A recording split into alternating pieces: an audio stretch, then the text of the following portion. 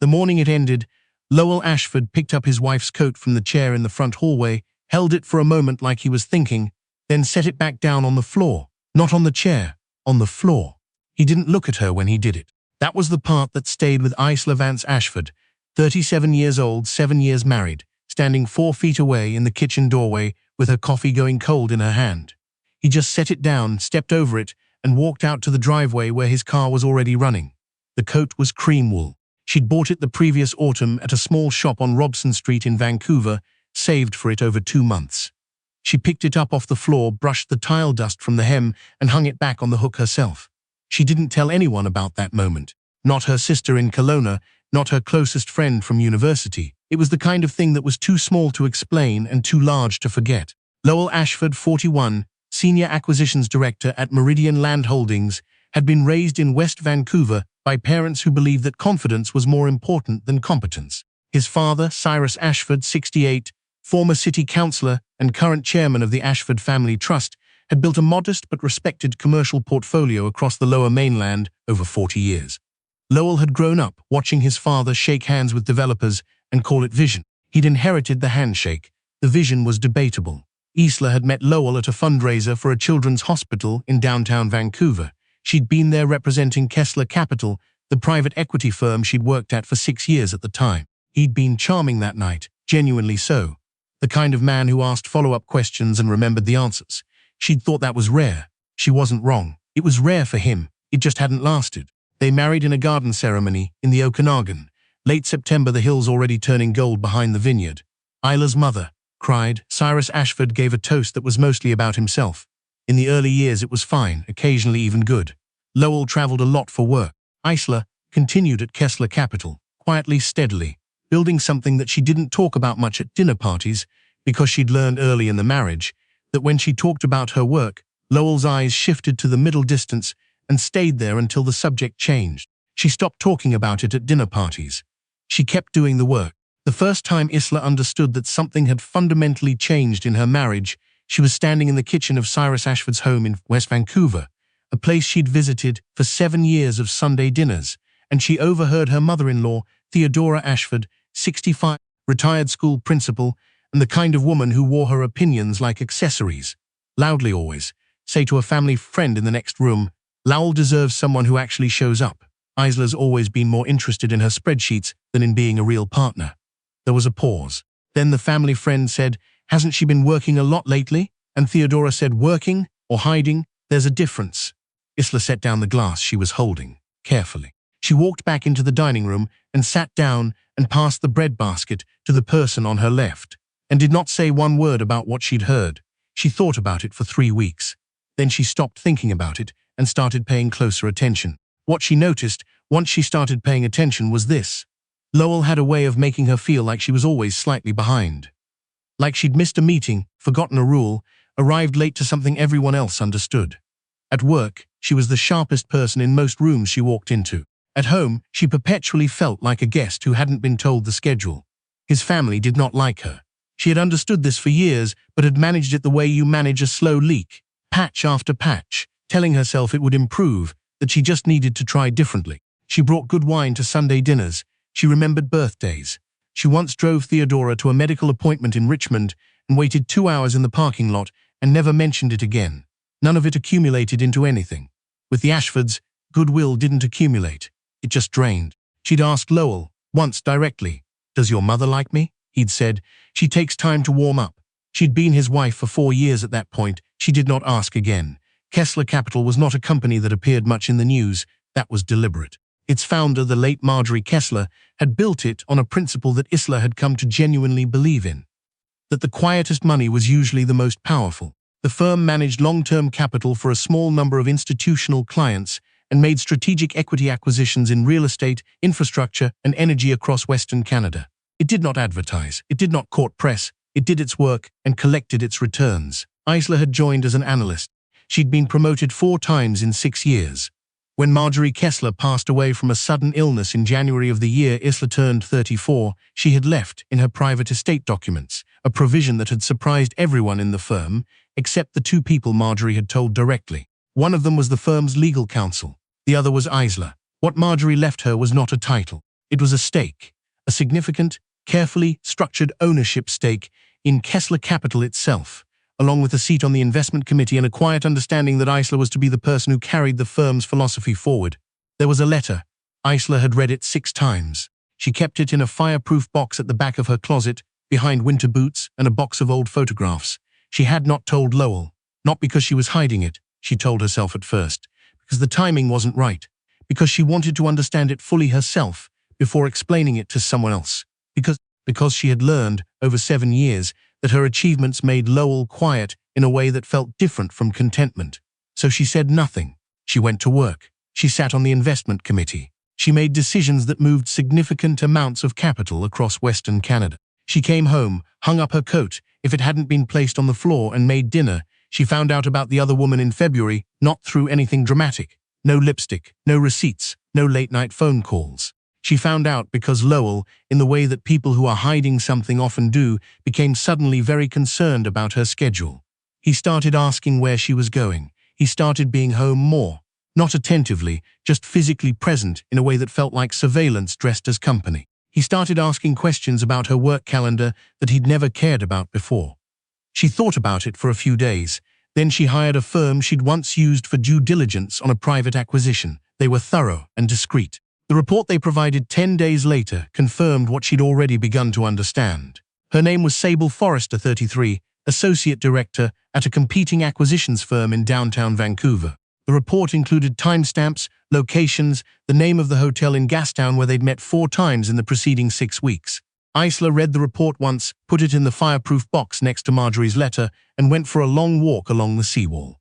She didn't cry on the walk. She cried later, alone in the car in the underground parking of her office building for about 20 minutes. Then she went upstairs, washed her face in the washroom, and attended a 3-hour investment committee meeting in which she authorized the acquisition of a commercial real estate portfolio that would, within 18 months, prove to be one of the best decisions the firm made that year. She was good at compartmentalizing. She had spent 7 years developing the skill. The Ashford Family Trust had been pursuing a particular deal for almost 8 months. Cyrus Ashford's portfolio included a mixed-use development site in North Vancouver, a significant parcel, well-positioned, the kind of site that would multiply in value if the right financing and the right partners came together. He'd been courting buyers and co-investors at various levels of seriousness. Lowell had been his point person on the deal, a role Lowell had taken very seriously, in the way he took seriously anything that his father had assigned him. What Cyrus did not know, what Lowell did not know, what no one in the Ashford family knew, was that Kessler Capital had been tracking that particular site for 14 months. It had appeared on an internal watch list before Cyrus had even begun formally marketing it, flagged by Isla herself as a long-term hold candidate in a specific development corridor she'd been following closely. And Kessler Capital, as of the past 3 years, held a quietly structured position in one of the underlying financing vehicles that the Ashford Family Trust had used to develop the site in the first place. Isla had not engineered this. The overlap was a coincidence that had gradually clarified itself into something that felt, the more she understood it, less like coincidence and more like the shape of things. She said nothing. She watched. She waited. In March, Lowell told her he wanted a divorce. He didn't say it the way people say difficult things when they've rehearsed being kind. He said it on a Tuesday evening while she was clearing the table after dinner, in a tone that suggested he'd been waiting for a commercial break, and this had presented itself. He said that he'd been unhappy for a long time, that they wanted different things, that he thought it was better, to be honest.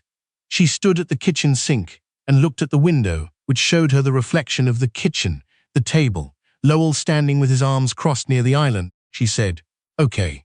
He seemed surprised. She could see it in the reflection. She said, "I'd like to use separate lawyers. I'll have mine reach out this week." He uncrossed his arms. He said, "I thought this would be harder."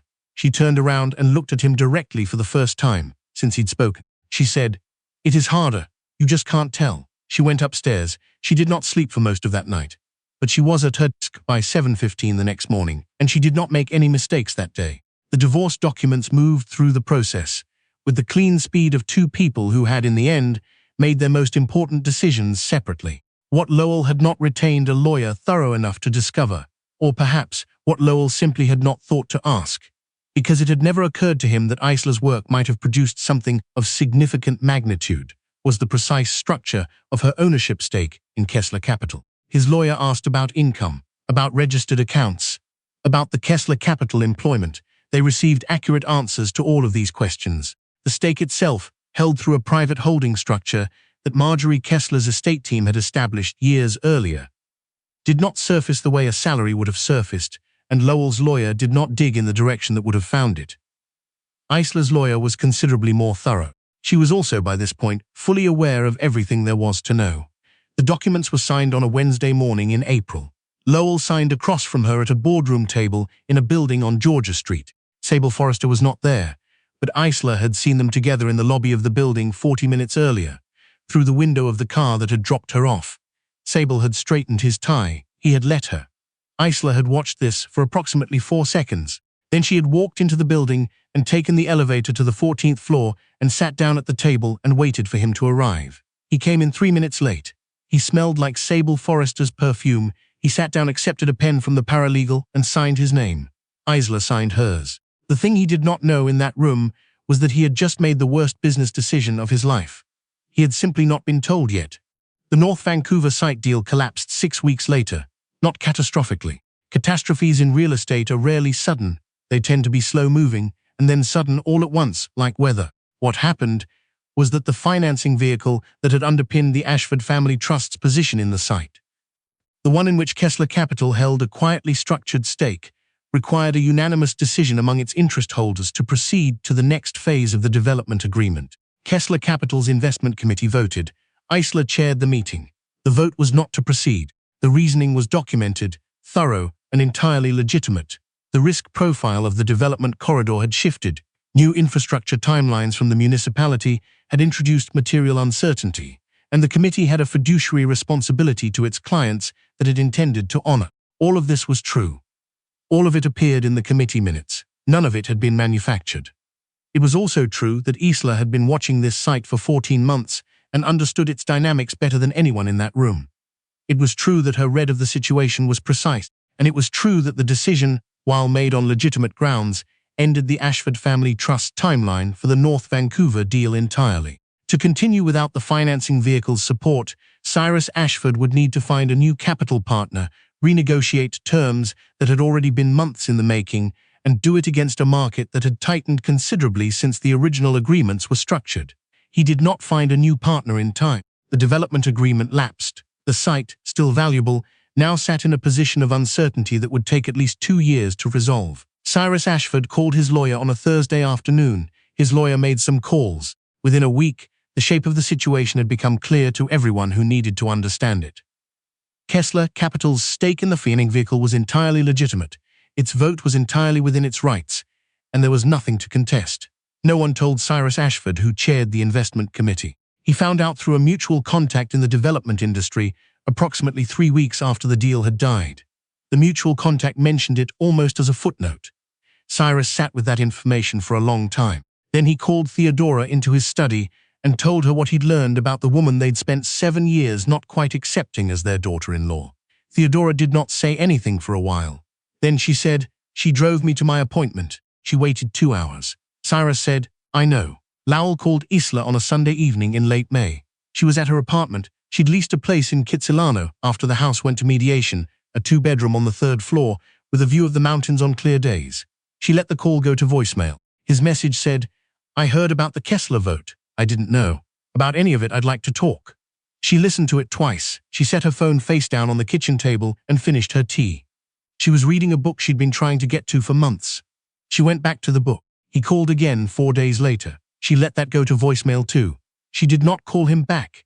Not because she was still angry. The anger had moved through her over those months in the way that weather moves through.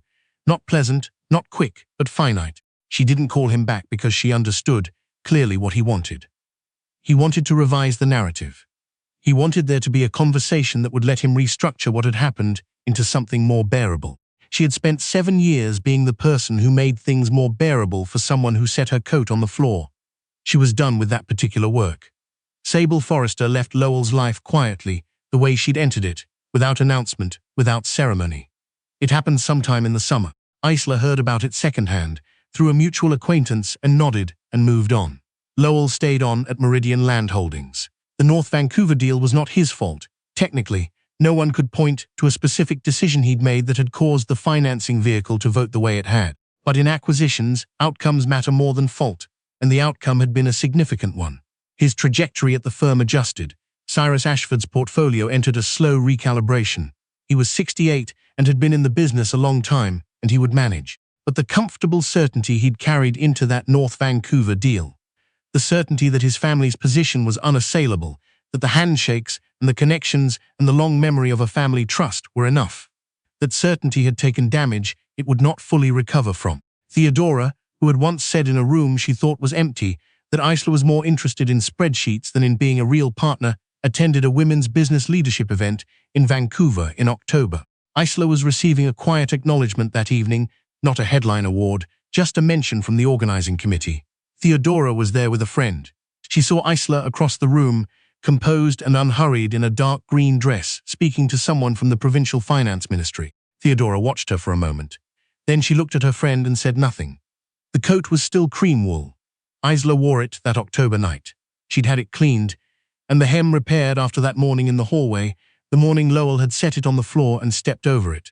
She'd thought briefly about giving it away.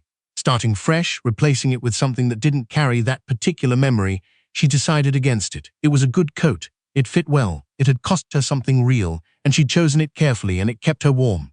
She kept it. On the drive home from the event, she crossed the Burrard Bridge in the back of a rideshare, the lights of the city coming in through the window, the mountains invisible in the dark, but there regardless. Her phone had 3 messages that could wait until tomorrow. She looked out at the water. She thought about the book she'd been reading, the tea she'd make when she got home, the investment committee meeting on Tuesday that she was well prepared for. She had not needed anyone to come to her rescue.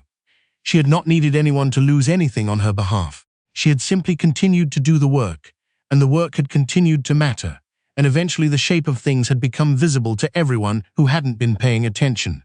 She pulled her coat a little closer and let the city go by.